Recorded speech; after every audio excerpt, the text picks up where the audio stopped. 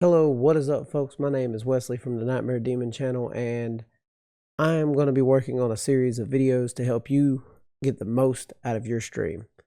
If you're like me, you do not have a whole lot of space for a optimal 2 PC setup. And for me, I've been streaming for about 2 years, and I'm streaming on a single rig setup.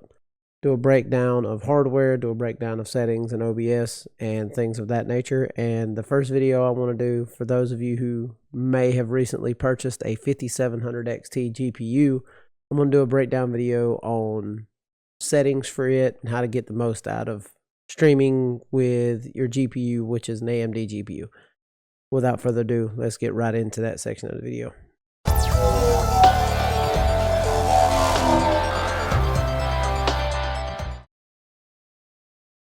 Now, first and foremost, one of the first things you're going to want to do whenever you're going to run OBS, and it's something that they've tweaked and done some changes to. When you are streaming, or when your rig is running, there is a certain priority listing for what gets the most resources, and the priority goes as follows.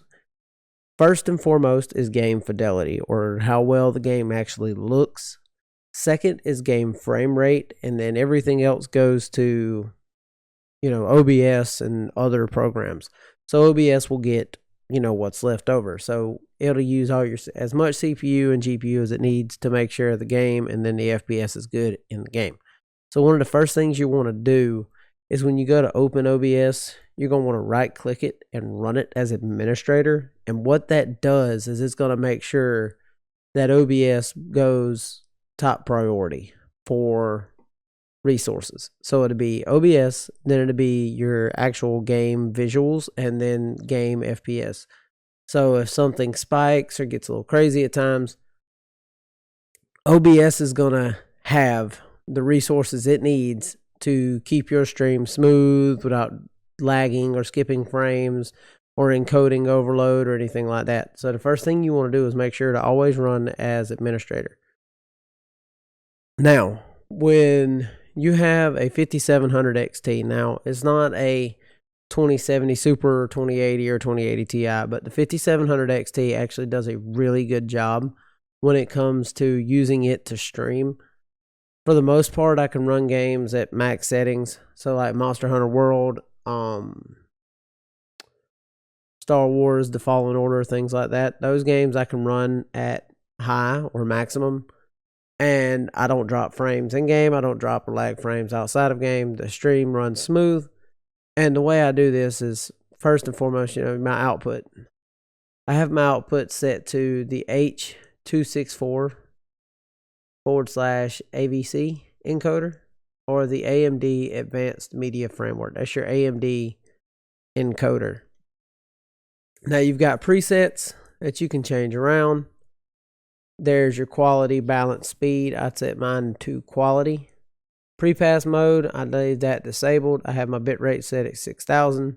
Keyframe intervals gets automatically set to where it's at due to the preset of Twitch streaming. You can change it to YouTube streaming, and then you can change things around as you go.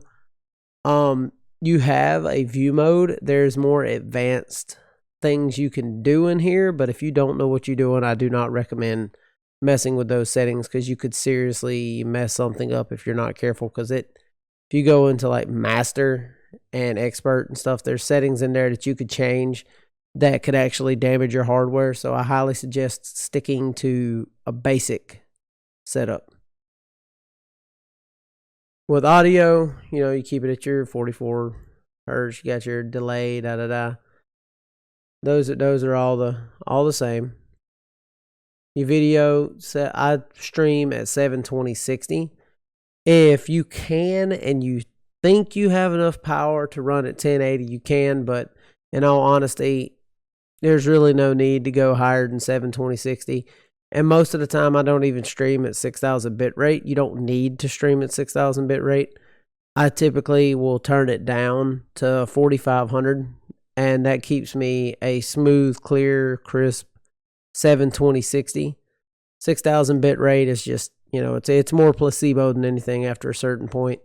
And you can stream at 1080/30 or 1080/60 But the issue with that is you got to have a higher bit rate. And when you have a higher bit rate, yeah, it's 2020, but still not everybody has the best internet around. So I suggest, running at a lower bit rate and keeping it at 720/60.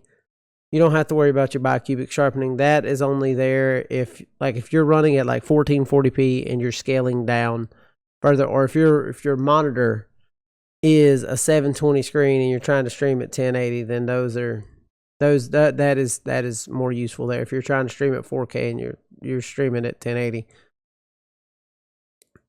But this is my overall setup when streaming with the 5700 XT. I have a 5700 XT GPU. I have a 2700X CPU. I have 32 gigabytes of RAM, and it's an overall, I have a pretty decent rig. But if you don't have a 5700 XT, there's definitely other options to setting up and getting just as smooth of a stream. I thank y'all for tuning in and listening. If you did like this video and the information I have, please stay tuned for more. Hit that like button and subscribe. And I will be bringing more videos to this series on a weekly basis. I'll be going more into detail on OBS. I'll be going more into detail on Streamlabs chatbot and the things you can do with it. And I've got a lot of videos planned, so I please hope that y'all will tune in. And please, if you got any questions, anything you would like me to cover, please comment down below, and we will get things and details in your direction. Until next time, I love your faces. This is Wesley signing off. Peace. Let the